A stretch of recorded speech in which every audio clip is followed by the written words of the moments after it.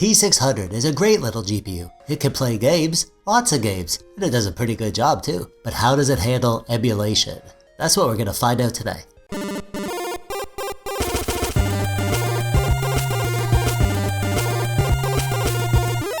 Hello friends, TechDweeb here. Welcome back. Unless you're new here, then just welcome I guess. Today we're going to be taking a look at some high-end emulation on the Nvidia T600, which is an awesome little GPU. I freaking love this thing. For those that are unfamiliar with the T600, well, there's some explanation required about this GPU. For the last few years, GPUs have been, shall we say, hard to come by. What with the shortages and the crypto miners and scalpers and predatory business practices, getting our hands on new decent priced GPUs has been even more difficult and painful than life already is. Seriously, why is life so hard, you guys? And yet, amidst all this darkness, there was light. There were a few new GPUs that flew under the radar, like the T600 and the T400, and they offered good performance for the price. They didn't carry the RX or RTX prefix, so they were relatively ignored by the scalpers, and they could be bought at a reasonable price that made them a good value for the price compared to everything else that was available at the time. Not only that, there were other benefits to the T series of GPUs. They are workstation cards, so they have great performance in productivity software like video editing. They have built-in hardware encoding and decoding, so you can use them to record and stream your gameplay. And they are single-slot, low-profile, so they will fit in any old office PC, even those small form-factor single-slot optiplexes or whatever. I actually made a video doing just that. There's a link to that below if you want to see that. Yet, today, at long last, the GPU price crunch is upon us. And there are lots of GPUs that offer great value for the price. The RX 6400 comes to mind. That GPU is an amazing value despite its shortcomings. I did a video comparing the T600 to the RX 6400, link below. And I also made a video testing high-end emulation on the 6400. Link for that below as well if you want to check that out. But when I made that, I had a bunch of requests to do a similar video to the T600. So, ask and you shall receive. How does the T600 do in like emulation stuff? Is it still good? Or, now that we can buy other new GPUs, does that mean that our precious T600s, our saviors, our lights in the darkness, are nothing more than pieces of worthless garbage? I hope not, but there's only one way to find out. We're gonna throw everything we can at this GPU. We're gonna try out some PlayStation, Dreamcast, and Saturn upscale to 4K, some PS2 and Gamecube and Wii, some PSP and Nintendo DS, some PS3 and Xbox 360, some Wii U, and even that new portable console system that I'm not allowed to say the name of, or the big N will throw me in a pit of snakes. It's true, they do that. It happened to a buddy of mine. Well, a former buddy. He's not my buddy anymore, because he was eaten by snakes. Let's call it the Snitch. Yeah, we're gonna test all that stuff. Right now, I'm running this in my system with a Ryzen 7 5800X, 32GB of 3600MHz RAM, and a PCIe Gen 4 NVMe SSD. Full specs listed in the description below. We can't start off an emulation video without checking out some lower end stuff, so I'm gonna fire up my Retrobat installation. Do you know about Retrobat? It's super cool. It's an emulation front end that looks awesome and it's ridiculously easy to set up. It comes with RetroArch and all the emulators all set up and pre-configured. You just need to add your games and you're good to go. It's basically a Windows version of Bonocera. I made a video on how to install and set up Retrobat. I'll include a link to that video below. So yeah, your lower end stuff will run just fine with no problems. All your Game Boy, SNES, Sega, GBA, no problems running any of that stuff.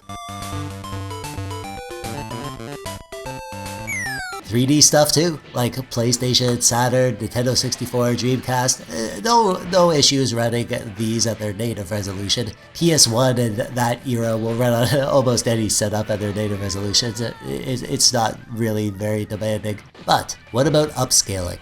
Well, here's PS1, upscaled to 16x native resolution. This is running on RetroArch with the Libretto Mendefen core and the Vulkan backend. We're going with 16x native resolution, which is the maximum upscale offered by this core, and it has no problem at all maintaining a constant 60 FPS. This is Bloody Roar 2, which is a very demanding PS1 game.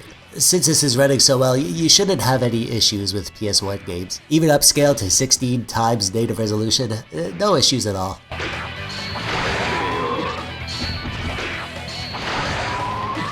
And Sega Saturn won't give us any issues either. Running on the Yama Senshiro core with a Vulkan backend, upscaled to 4K, it has no problem maintaining a constant 60 FPS. This is Nights into Dreams. It's a weird game. I don't like it. It makes me feel weird, like my head is an empty vessel.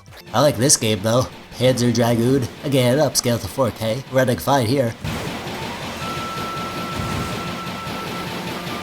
Although I prefer playing games from this era at their native resolution, they just feel more nostalgic. And hey, why not apply a Scanlines CRT filter while I'm at it? You know, whenever I'm testing these games for videos, I always tell myself that I should play them more often. Is that gonna happen this time?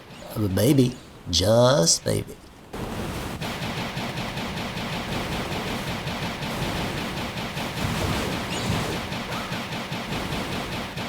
And Dreamcast. Again, no issues whatsoever running at 4K. Here we are in the Flycast emulation core, and we're upscaled to 3840 by 2880 with the widescreen hacks enabled. And as you can see, the GPU is working hard, but we get no dips, not even a little bit. Crazy Taxi is an awesome game, by the way. If you haven't played it, give it a try. They don't make them like this anymore. Freaking ridiculous fun, I'll tell you what.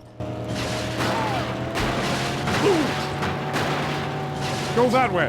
Okay, we're gonna fly. Nintendo 64, again, no issues at all. This is 1080 snowboarding, running in the Mupin 64 Plus Next core, upscaled to 4K with widescreen hacks enabled. And as you can see, it's running great. No drops below 60. This game got me into snowboarding.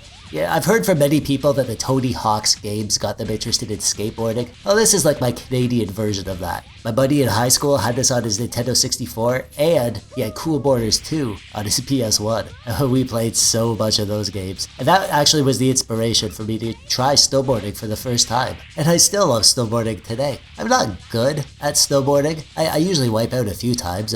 One time I sprained my wrist, but I still love it. Can't say that much for this game, though. It was great at the time, but yeah, it really hasn't stood the test of time. It kinda sucks, let's be honest here.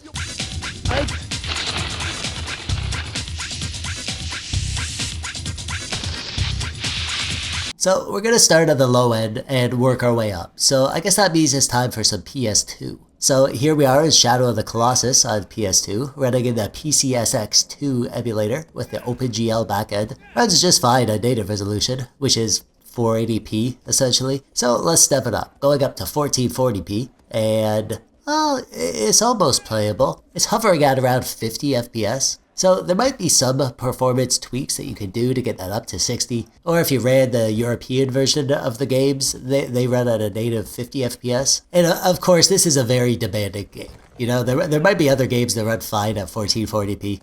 Not this one though. You can see the GPU's maxed out here, so I think we're pushing it a bit too far. Uh-oh.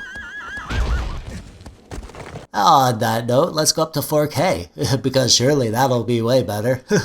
Nope. No, I knew it wouldn't do well at 4K. Look at that, it's like super slow motion. You know, seeing this in slow motion, I never took the time to appreciate how good these horse animations are. Just look at that. What a beautiful game. 1440p is a bit too much, so let's just go with 1080p. That's 4 times the native resolution of the PS2. And the game looks great, and it runs great. Great game, this game, Shadow of the Colossus. One of my favorite games on the PS2. Play this one if you haven't. It definitely has stood the test of time very well.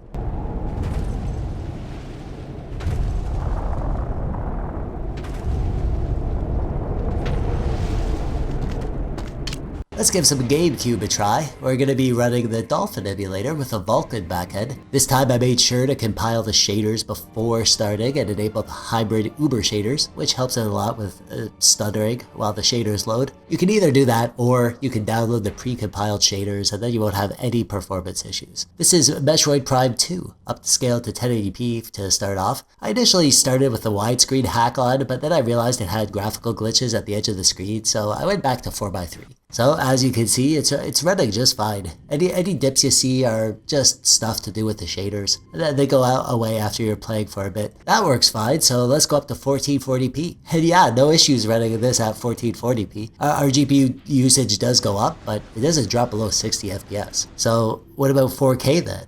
And would you look at that, running Gamecube, upscaled to 4K, and we're still above 60 FPS. Our GPU usage is creeping up, and there are times that it spikes into the 90s, so we're at the limit of what this sort of upscaling that we could do with Gamecube. But come on, man. 4K Gamecube? This T600 is pulling some seriously impressive numbers, in my opinion.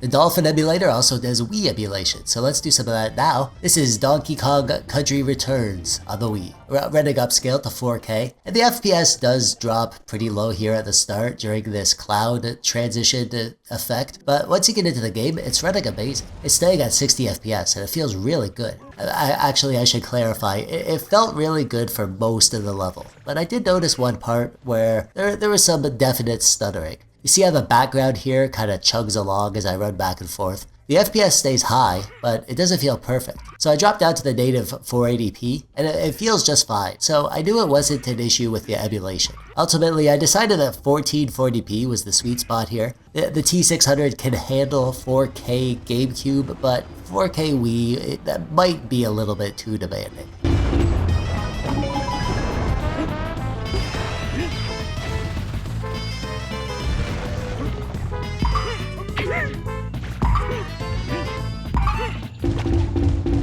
Let's do the handhelds.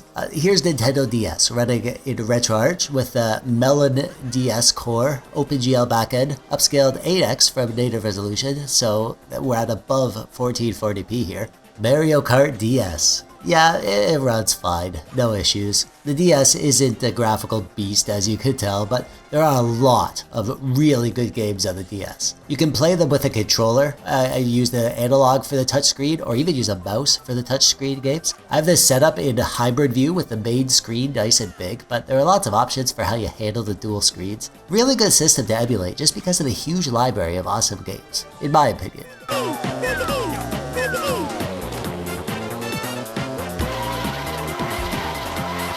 The PSP is another system that's easy to emulate and has a ton of great games. Here's God of War Chains of Olympus, running in the PPSS-PP standalone emulator, Vulkan backend, scaled to 10x resolution. The PSP has a resolution of 480 by 272, so 10x, that isn't even 1080p. It's like 860p. And it's running okay, but there are some stutters as you can see. So I went down to 6x resolution, which is 660p essentially. And it was good at first. I played for a bit and the performance was great, but then even at 6x scaling, I got some stutters at this part of the game. Man, what is it about this game that just brings emulation systems to their knees? Most PSP games will work fine, but this is the most demanding PSP game, and it seems like it always has problems. I think 6x will be mostly playable, and you can take it down to, I don't know, 5x or 4x if those infrequent frame drops really bother you. And I think that most games will run fine at 6x or even 10x.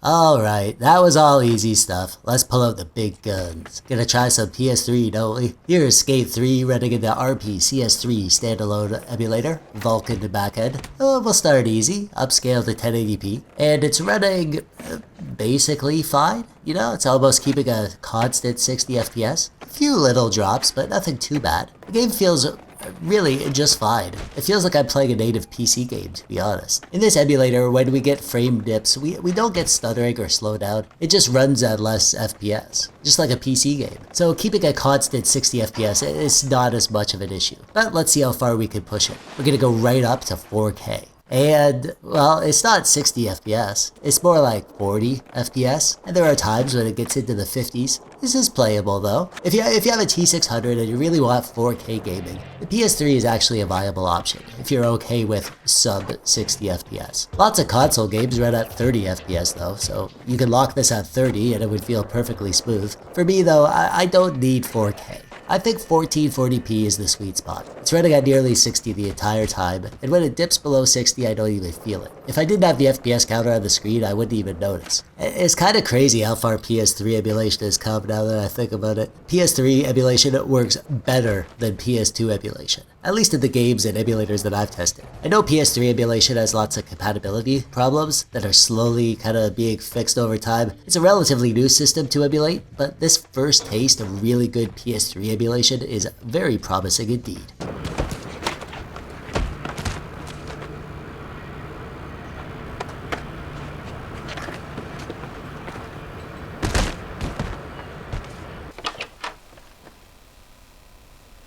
Well, you're alive. Speaking of promising emulation potential, Xbox 360 is another system that is relatively new to the emulation scene. This is Red Dead Redemption, one of my favorite games of all time, running in the Xenia Canary emulator. It's upscaled to 1080p with FSR upscaling, and with the frame rate unlocked, we're getting frame rates in the mid-30s. This game ran at 30 FPS on the Xbox 360, so I don't think you'd notice a terribly different experience running it here on the PC. I'm sure Xbox 360 emulation will get much better over time, but honestly, this is the best game on the 360, and the fact that we can now finally run it with better performance than the original, that's pretty cool. Also cool that the T600 can handle this super high-end emulation.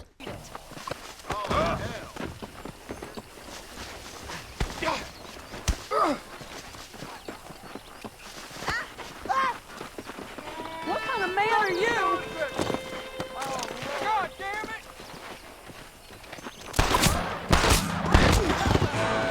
I'm really excited to show you this one. This is the Wii U, running in the SEMU emulator. I didn't have this one in my last video. I installed it recently just to try it out, and I'm really loving it. Here I am running Breath of the Wild, upscaled to 1440p, and it's running really good. We're getting FPS in the mid-50s, totally playable and enjoyable like this. The frame dips, they don't stutter or anything like that, so it feels great, to be honest. I've been having a ton of fun playing around with this emulator. I've been tweaking the enhancements on the emulation, running the game on my ultra-wide monitor with some graphical tweaks, and it's freaking beautiful. I'm thinking of doing a separate video on this emulator. How to play games like Breath of the Wild upscale to ultra-wide resolutions, how to download the shaders so the performance is perfect, how to apply the graphical mods to make it look even better. Is that something you'd like to see? A video showing how to set all that up? Let me know in the comments if you find that useful.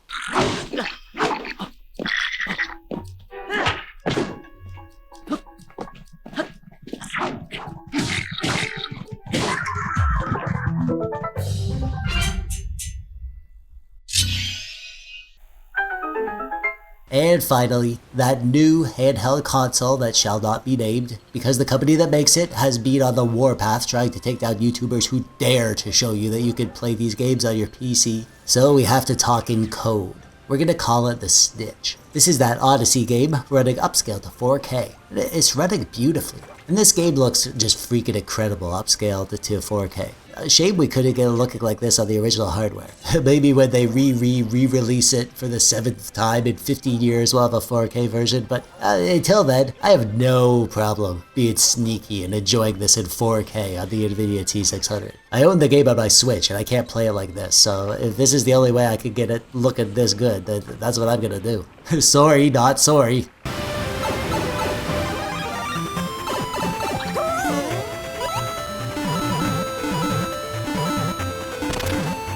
I say this every time, but it's totally true. I had no idea going into this how well the T600 would do. It's not nearly as good a GPU as the RX 6400 in terms of PC gaming, but honestly, in emulation, it's not far off. Emulation is inherently weird to judge the performance. Every emulator has its own quirks. Some are more GPU intensive, some are more CPU intensive, some just don't work well no matter what you run them on. But this T600 really surprised me that it did this good. Pretty much everything I threw at it ran great, even most of the stuff at 4K, which is freaking awesome. Because if this GPU can handle all the emulation that's out there, that means there's a massive library of amazing games that'll run great on the T600, even upscaled to 4K. I know lots of people who pulled the trigger and bought a T600 a year or so ago were kind of upset when the prices came down a bit. The T600 seemed like it wasn't quite as good a value as it once was, especially now that there's another new low-profile GPU kit on the block, the RX 6400. But I don't think T600 owners should feel left out. The T600 has lots going for it.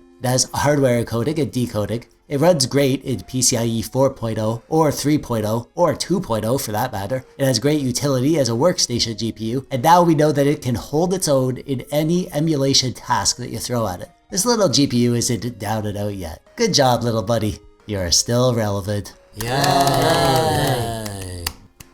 And that brings us to the end.